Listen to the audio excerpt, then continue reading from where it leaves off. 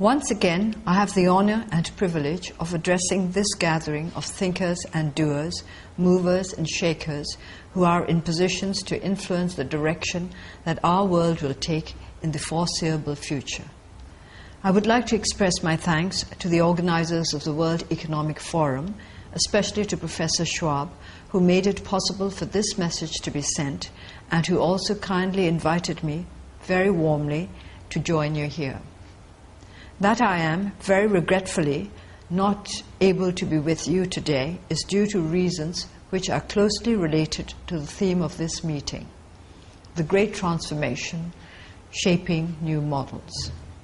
Last year, I spoke of the challenges that Burma was facing, our missed opportunities, our fundamental need for political stability, national reconciliation, and rule of law, that we may be able to achieve genuine democratization, human development, and economic growth, the aspirations of our people not only to catch up with the rest of the world, but to make their own contribution towards a safer, happier planet for us all.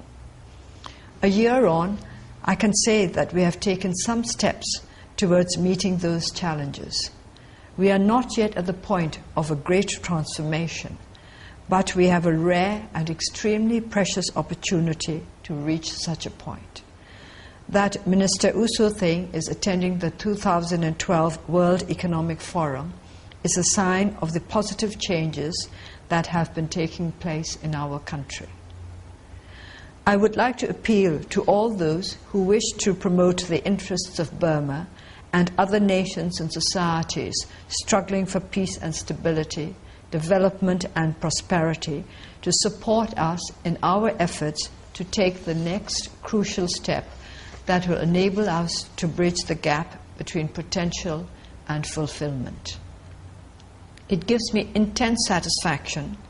I do not think it will be going too far to say that it thrills me to learn that the purpose of this annual meeting of the World Economic Forum is to ensure that leaders exercise their responsibilities jointly, boldly, and strategically to improve the state of the world for future generations. May I be so bold as to say that this is a happy paraphrase of a major aim of my party, the National League for Democracy, except that we aspire modestly to start with our own country before we extend our efforts to the rest of the world. This brings me back to the reason why I am not with you today. As I said earlier, the possibility of a great transformation is in sight for our country. An important step that will take us nearer to a truly revolutionary breakthrough will be the inclusion of all relevant political forces in the electoral and legislative process of our country. We are now reconstructing our party and preparing to contest by-elections scheduled for 1st April, that we may extend our efforts for peace, national reconciliation. Here I would like to emphasize the need to resolve ethnic conflicts and democratization into the National Assembly. The work connected with these preparations is keeping me away from your meeting this year, but I hope the fruit of our labors will contribute towards closer, positive links between our domestic economy and global developments. Economic progress is dependent on more than the fiscal and monetary measures that have been advocated for Burma by international financial institutions. Such measures will need to be upheld by judicial and legislative reforms which will guarantee that sound regulations and laws will be administered justly and effectively.